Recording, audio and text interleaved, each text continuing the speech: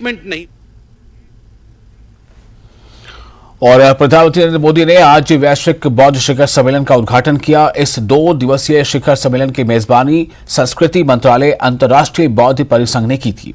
ये वैश्विक शिखर सम्मेलन बौद्ध धर्म के भारत के महत्व और अहमियत को चिन्हित करेगा। शिखर सम्मेलन का मुख्य उद्देश्य शाक्यमुनि बुद्ध की शिक्षाओं पर गौरव करना है, जो सदियों से बुद्ध धर्म के अभ्यास से लगातार समृद्ध होती रही है।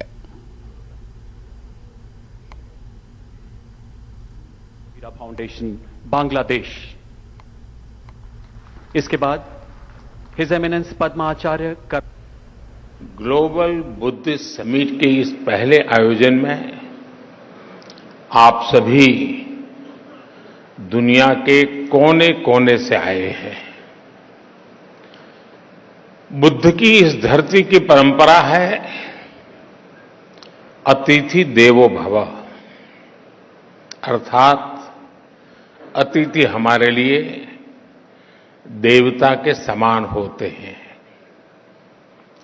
लेकिन भगवान बुद्ध के विचारों को जीने वाले इतने व्यक्तित्व जब हमारे सामने हो तो साक्षात बुद्ध की उपस्थिति का एहसास होता है, क्योंकि बुद्ध व्यक्ति से आगे बढ़कर एक बोध है। बुद्ध स्वरूप से आगे बढ़कर एक सोच है। बुद्ध चित्रण से आगे बढ़कर एक चेतना है, और बुद्ध की ये चेतना चिरंतर है, निरंतर है। ये सोच शाश्वत है, ये बोध अविस्मरणीय है। इसलिए आज इतने अलग अलग देशों से, इतने अलग अलग भौगोलिक सांस्कृतिक परिवेश से लोग यहां एक साथ उपस्थित है, यही भगवान बुद्ध का वो विस्तार है जो पूरी मानवता को एक सूत्र में जोड़ता है। हम कल्पना कर सकते हैं दुनिया के अलग अलग देशों में बुद्ध के करोड़ों अनुयायियों का ये सामर्थ्य जब एक साथ कोई संकल्प लेता है तो उसकी ऊर्जा कितनी असीम हो जाती है।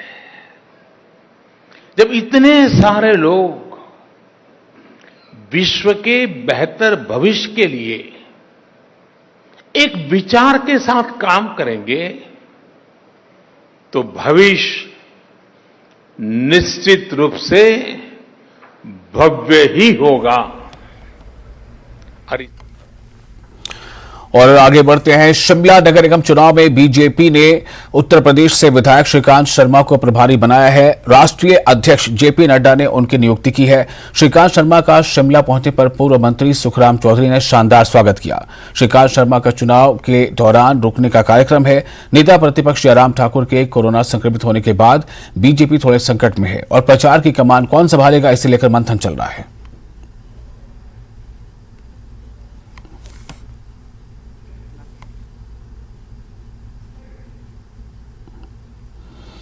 और G20 सम्मेलन का दूसरा दिन, विदेशी स्वदेशी प्रतिनिधि का धर्मशाला भ्रमण, नारगोटा चाय के बागानों का दौरा, मान टी एस्टेट फैक्ट्री का भी दौरा, कांगड़ा कला संग्रहालय का भी भ्रमण।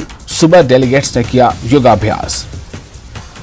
तो आज जैसा कि आप सबको पता है G20 सम्मेलन का आज दूसरा दिन है, जो हिमाचल प्रदेश के कांगड़ा जिले के धर्मशाला में आयोजित है। और आज दूसरे दिन जितने भी प्रतिनिधि हैं, विदेशी हों या स्वदेशी, वो तमाम प्रतिनिधि आज धर्मशाला के भ्रमण पर हैं।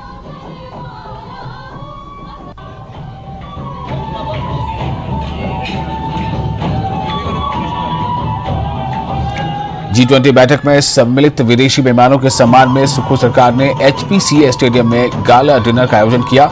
इस मौके पर उन्हें हिमाचली परंपरा के अनुरूप प्रदेश सरकार ने सम्मानित किया। कृषि मंत्री प्रोफेसर चंद्र कुमार ने डेलीगेट्स को उपहार भेंट किए, जिसमें सरकार के डेलीगेट्स को हिमाचली टोपी, शॉल के अलावा कांगड़ा पेंटिंग्स देकर सम्मानित किया गया।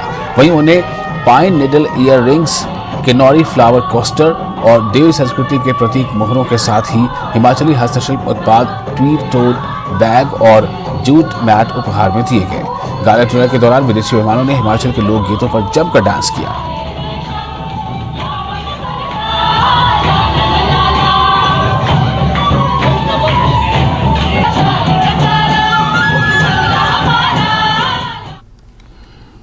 और इसी के साथ इस बुलेटिन में फिलहाल इतना ही। आप बने रहे जम्मू कश्मीर, लद्दाख, हिमाचल के साथ।